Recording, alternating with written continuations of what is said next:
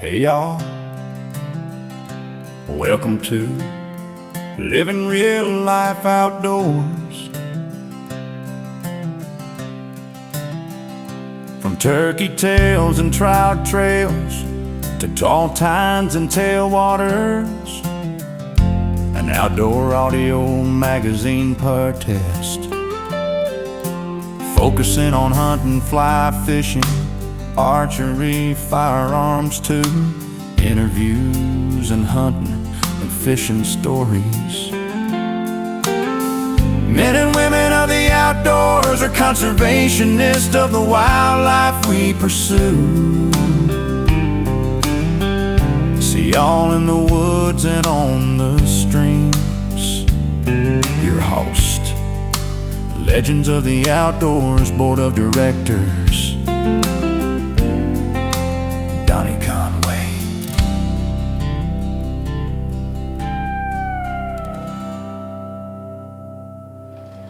Hey guys, welcome to the show. This is episode 8, Living Real Life Outdoors. And I'm here today with Dillon, and he is knife making.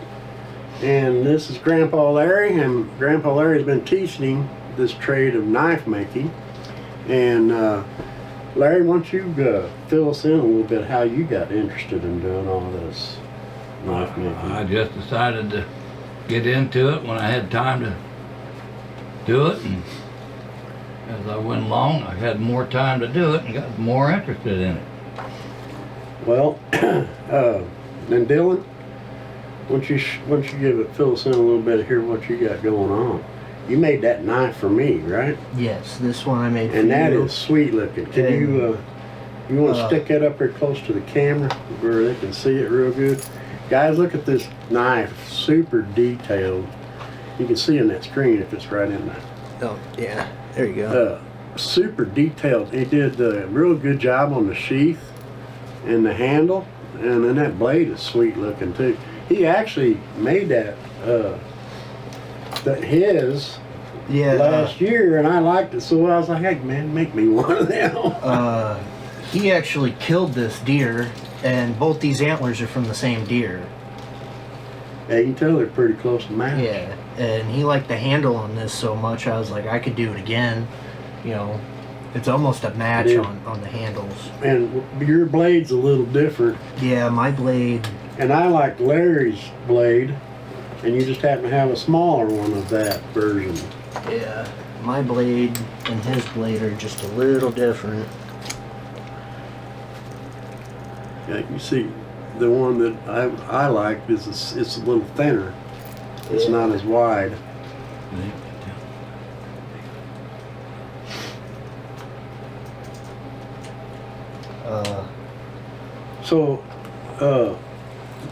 What got you interested in this, Dillon? Well, Grandpa got himself some of these blanks and kind of just started showing me, and I was watching him do it. The blade comes already pre-made. You can buy them like this, and you get to do whatever you want with the handle on the sheath. This one's still sealed. You know, it'll come with the little brass piece in there. And Larry, where'd you say these blades come from? Smoky Mountain Knife Works. But they're getting them from Pakistan. Yeah. Pakistan knives are good. Tell us the story about Pakistan knife blades. Pakistan steel.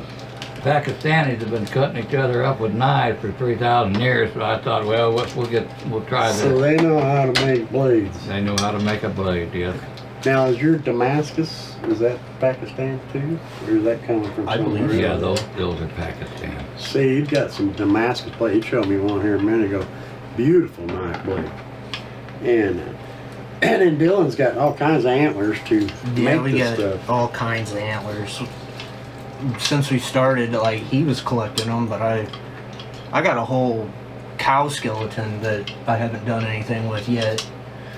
It would be really cool to do stuff with. I seen you got a big box of antlers out there too. Yeah, we got those from a buddy of ours.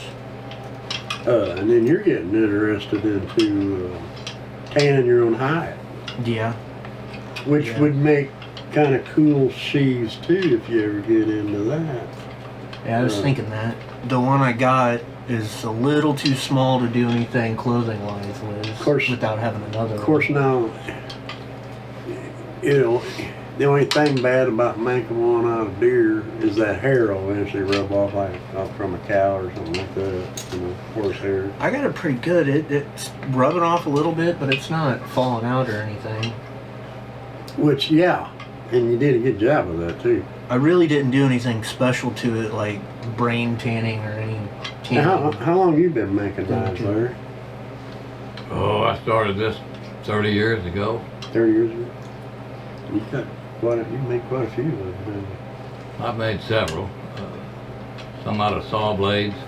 You know, it's a dying art, Dylan, and it's a good trade to get into. Yeah. If you, if it's something that really interests you, because you could sell them at places like gun shops, and, tackle shops, places that look like that. They would buy them because people still buy them. They want them. And I was telling your grandpa, the guy that make Ken Richardson knives, he died a year ago, a little over a year ago, and the family is not going to continue on with the tradition. So anybody that's got Ken Richardson knives is going to have collector's items because they're not. Once they're gone, they're gone. I want to get to the point where I can make my own metal for them. You know. So you're talking about a forge. Yes. That would be interesting because you don't see that very often either. We'll get to it this time. And with the forge, you can get into your own blacksmithing, Mm-hmm. That's kind of the idea. making stuff out of blacksmith. And blacksmiths make a lot of cool stuff, and that sells too. A lot of that stuff sells. But Dylan, I got something for you. I'm going to pay you for this knife, but you got to promise me something. What? That you'll take this and invest it back into your materials for knife making, so that you can make me another one down the road. Because that Damascus blade your grandpa showed me, I kind of fell in love with that Damascus blade. Because it was a pretty son of a gun, wasn't it? Yeah. But I gotta finish those other two you gave me. You wanted handles for. yeah, and why don't you tell us a little bit about that too? What? The other two. See, I left, guys. I had I got I'll grab one. I got two blades, actually knives. They were marked NWTF on them. They came from the NWTF, National Wild Turkey Federation, and they had rubber handles on them. And I've had them for quite a while. I don't remember when I did get them. These are two. Really super nice blades. But the rubber handles started to split. So I asked Dylan, I said, hey, you think take this rubber off and put a deer horn handle on them? He said, yeah, we can do that. See, I cut this out of the base of an antler. The base of the skull, it's cut off about yay far from there. And then this is where it starts to turn into this. And I removed the spike. And see, On that curvature gives you good handle grip. Yeah, it's That's real what I comfortable in like the hand about with that. You got a big, yeah, you got the curvature on yours too. Yeah. And if you look at them and angle them just right, you can find a straight line so that it's So straight that- with the blade. So that blade end can go in there. Yeah, and then when you hack it off, you got to kind of angle it just right. And I usually take a sander to the end just to, and I'll sit there and I'll hand file it with a file sometimes.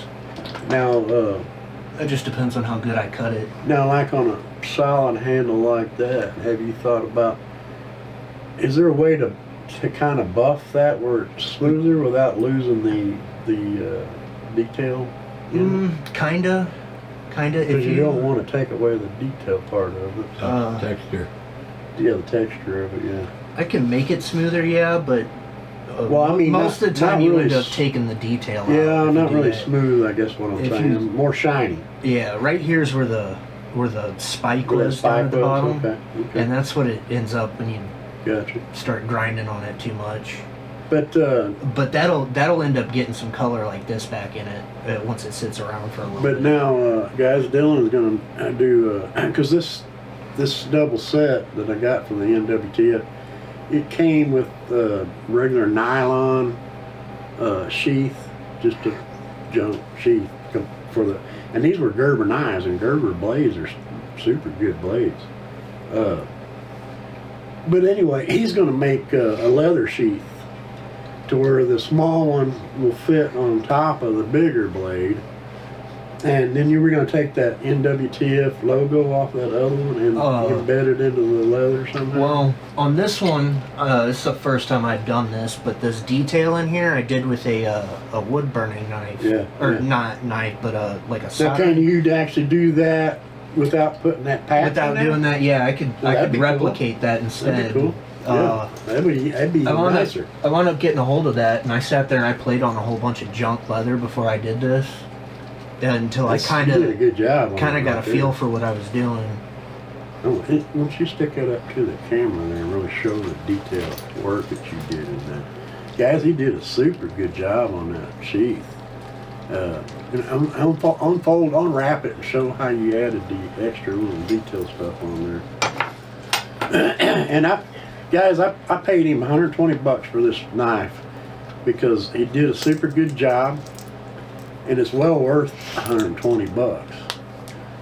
And he could take, and of course, if you sell them to a knife or a gun shop or tackle shop or something like that, you'd want to give them a good deal so they can make money off of it too.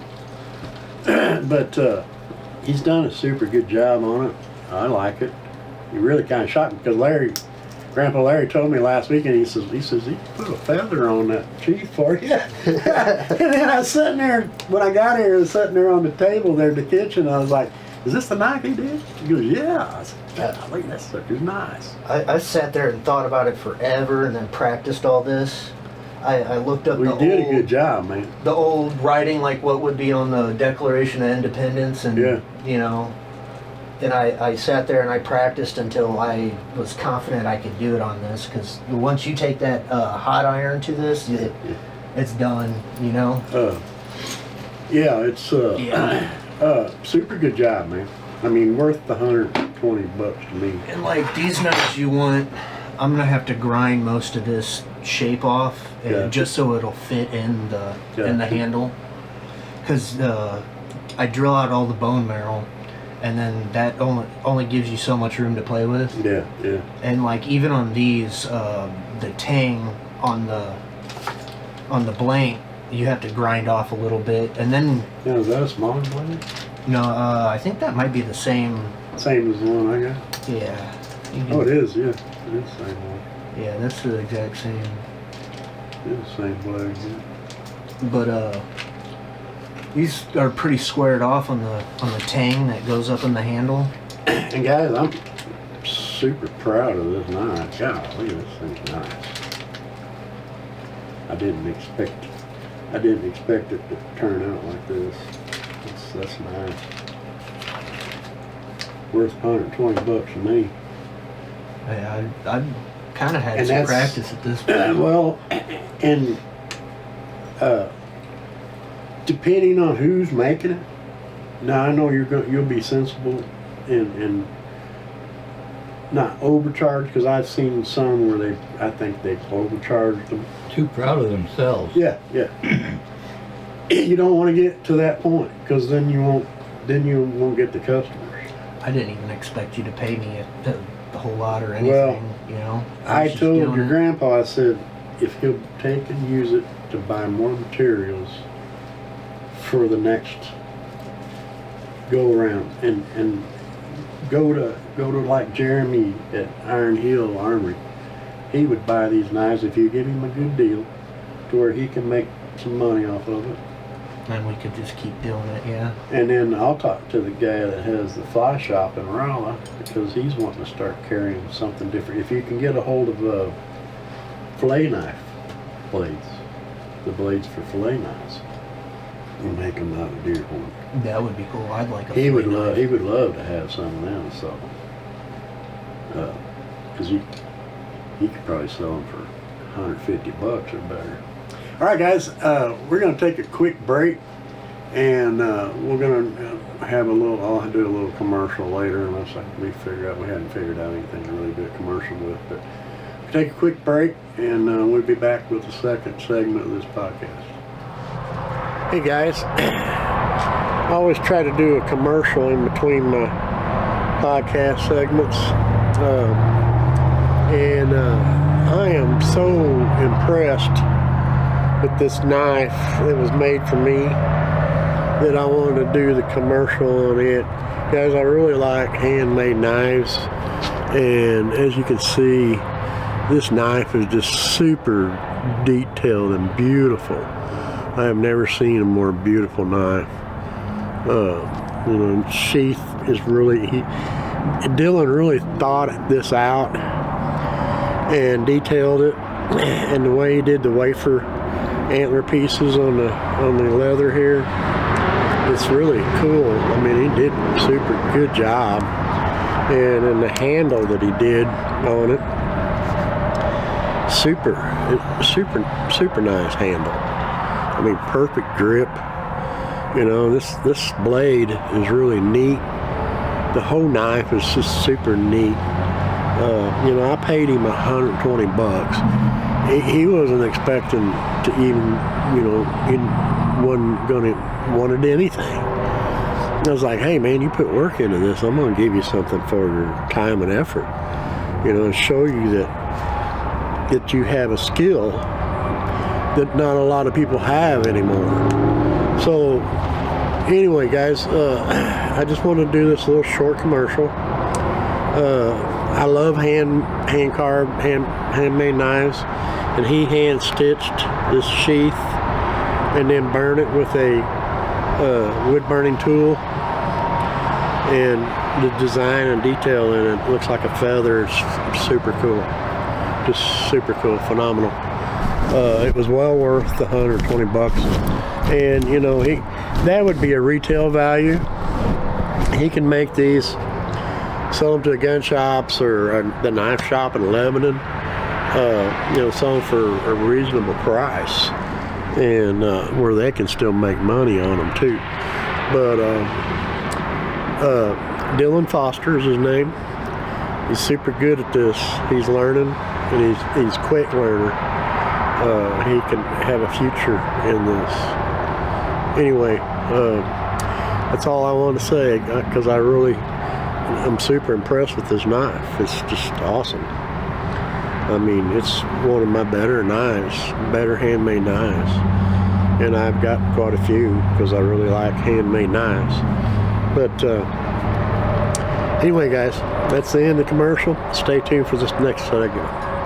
All right, guys, welcome back to the second segment of this podcast show. And I am with Grandpa Larry, and Dillon, his grandson, and he's taught Dillon how to make knives. And we were sitting here discussing some of the knives that Ken Richardson made, because we was checking out the little wafers he cut on this one.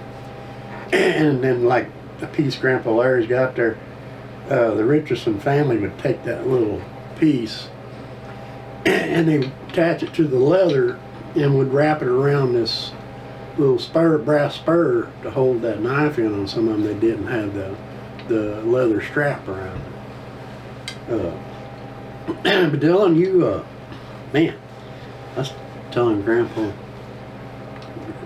Larry here, I think this is my best knife yet. Handmade knife. I've got quite a few, because I like handcrafted knives. This sheath is really sharp now. I really like it. But Dillon, now you how long you been doing? About a year now? No, longer than that. Oh, have you? Off and on since I've been living out here. 5 years. 5 years. Give or take. So, like I said, this is a dying trade, and if you can keep the tradition of, because there's not that many in the country, and I'm going to name this segment Ozark Knife Making. Is what I'm going to call this podcast. Guys, if you're listening to the audio side, it'll be on Spotify, and then if you want to see the horn and the knives and the detail work on these knives and the blades and stuff, jump over to the YouTube part of this. It's Living Real Life Outdoors, and I'm getting a few, like and share this stuff, guys, and I'm getting more followers. I've got a few followers on each one of them now, so. But I still got blood on it when you gutted this deer. Oh shoot! That tang was broken off.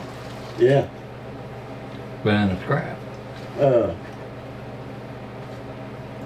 Now there's a big deer out there that I seen this past fall. And then I got that nice deer blind now, so I can get up there where I can see more than just the top of his antlers when he's in that tall, thick stuff. I keep seeing that pop up on the YouTube. Do you? Yeah. All your shorts and whatnot you've made. Yeah. But guys, I'm gonna call this Ozark Knife Works. Made in the Ozarks. But Dylan, what's your last name? Foster. Foster. By Dylan Foster. And then, of course, this is Larry Armstead, his grandfather. And I grew up with Larry's younger sisters.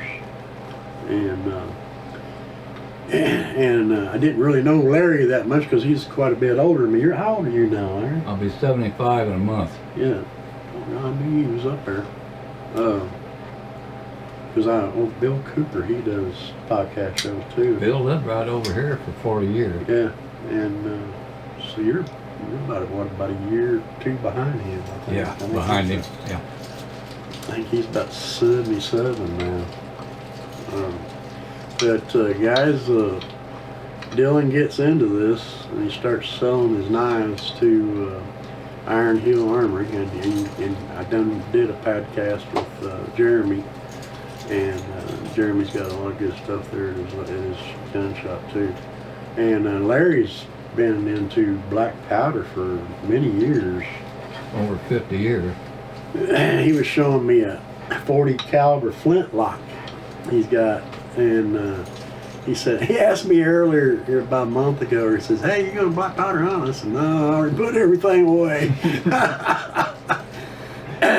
I used to love black powder hunting. I did. I loved it. I wouldn't do anything else.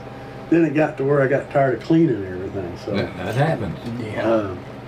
So I thought, once I get rid of my black powders, I ain't buying no more, because the regular firearm was a lot easier to clean.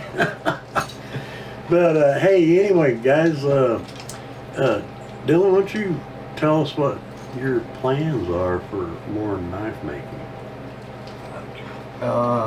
Probably end up with a forge at some point so I can make my own, blade part. Now you're going to actually make the regular blade and then a Damascus type blade too? Is that what you want to learn? Actually, I spend a lot of time watching a blacksmith on YouTube, and I've actually learned a little bit of how to make Damascus, but that's after several It takes a long time, don't it, to make. That's not going to be anytime soon. Hopefully one day. What do you figure to make a Damascus blade? Is it going to take you probably 3-4 months to make one blade? Could be. It depends on the forge setup, really. And how hot it gets. Yeah, you need to get welding temperature on some Damascus, because you can stack two different materials, different grades of steel, on top of each other, and then forge weld it like hammer weld, and that'll give you a Damascus pattern, and then you can cut them and weld them together in different, make different patterns and stuff. It's actually really neat on how they do it. Now, Grandpa Larry taught you to weld as well? You learned to weld too? I've done a little bit, but I'm not good at it. That's something you pick up later. Yeah.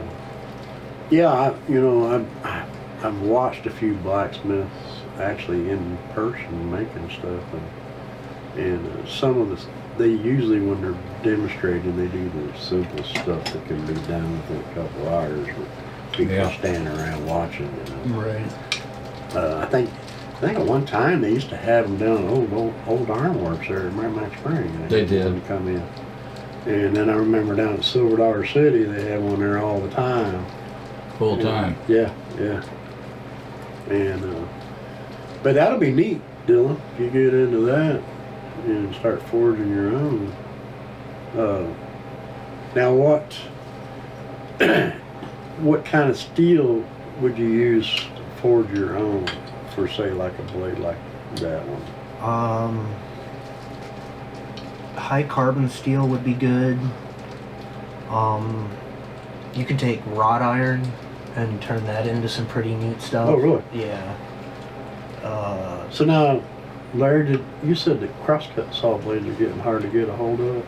Yeah, there's antique shops are raising Cain about guys getting them and cutting them up for knives. For knife blades. That's a big It's probably the best knife blades ever made, though. good material. That's a big 2-man crosscut saw. Yeah, the old time ones had the wooden handle on them. Yeah, you had one guy on each side. I'm actually wondering how that steel from the bandsaw on the sawmill, The blades. if that'd be any good, because it's some pretty tough stuff. Now that would make a good fillet knife. Yeah, because fillet knife, you want that little bit of bend. Yeah, like spring Yeah, steel. Yeah. And I know that Dan up there at White Buffalo Fly Shop, he would jump on some fillet knives, because even though you get a lot of people that fly fish, they do a lot of catch and release. You got those that want to keep them to eat too. So Gotta eat. yeah. Well, I make comments to these guys all the time. They say, "Well, why don't you just release them?" I said, "Well, people want fish to eat, man." I don't release anything until I have my limit. Yeah, exactly. But Dylan, man, keep up the good work, because golly, this knife, guys, is just super awesome. I mean, he sent me a picture of the knife, the actual knife and the handle. What, about a month and a half ago? Something like that, yeah. And I was showing it off on Facebook, and I had no idea that he was making a sheath like that. That sheath is awesome too. Yeah, I figured I'd leave the sheath be a surprise. Yeah, you surprised me on that. Like I said, this is probably one of my best yet. And that'd be a good skinning size too, right there. That's what I like about the smaller blade. Too big a blade to get in your way. It does. Yeah. It does, especially if you're skinning or trying to cape. Yeah. Like that, there's a good caping knife blade. And then, of course, the other one is more for gutting and all that, you know. Right. But and that's a super sharp blade. I don't know what kind of steel that is, but it does have that. Well, it doesn't say. It says save the habitat and save the hunt. NWTF. It does have the NWTF on it. But that's a Gerber. Gerber make good Yes, knives. they do. They've been around for years. But guys, we're getting close to the end here. Is there anything that you guys want to add to this? Dylan? Just gonna stay at it. Yeah, pretty much. I don't know, I get better with every one I make. You know, mine's not as fancy. Well, as tell you yours. what, you did a freaking good job of mine. I'm not complaining one bit. I'll be showing that thing off to everybody. Matter of fact, when we get done with this podcast, I'm going to be taking video and pictures of it, put it on my YouTube shorts, and stick it on Facebook. And yeah, I'm proud of that sucker. It's nice. But yeah, you ought to really start thinking about the fillet knives. Yeah, that'd be cool. It'd be different. The only thing is you just have to make a longer sheath, you know. But can I make a suggestion? Go for it. Keep making your sheaths like this. All fancy. Yeah. That's what's going to draw the attention, and then the blades in the knife, the bone or the deer horn. Right. Hand stitched it myself. Yeah, you did good. Now, do you got some sewing machines in here? Do you use that for some of the sheaths too? Or is I have. you have? Yeah. Is it better to hand stitch it? You want the authenticity. That keeps it authentic. Okay, Yeah. I like to have it as handmade as possible. You know, Gotcha. there's some stuff like the snaps you can't really do, but I put them on there myself. You know. Gotcha. So, like on yours, those little the metal things right there holding that together. Yeah. That'll keep the stitching from coming apart up there. Oh, okay. I made those by hand. Really? Out of a brazing rod, a bronze That's brazing pretty rod. cool. But see, you're thinking things that Grandpa hadn't even thought of. You didn't think of that, did you, Grandpa? I just didn't say anything. Well, hey guys, we're gonna cut out of here. Go to, if you're listening to Spotify, jump over to the YouTube channel and check out the actual video of this. Or if you're on YouTube, you can listen to the podcast on driving down the road on Spotify. But from Dylan Foster, Yep. and Larry Armstead, Grandpa Larry, and myself, y'all have a good day, and we'll talk at you again and living real life outdoors. Thank y'all for listening and watching. Living real life outdoors. Hope you enjoyed today's show about hunting and fishing. For men and women of the outdoors, from your host. Until next time. Keep your guns oiled, your knives clean. Tight lines and tall tines, y'all.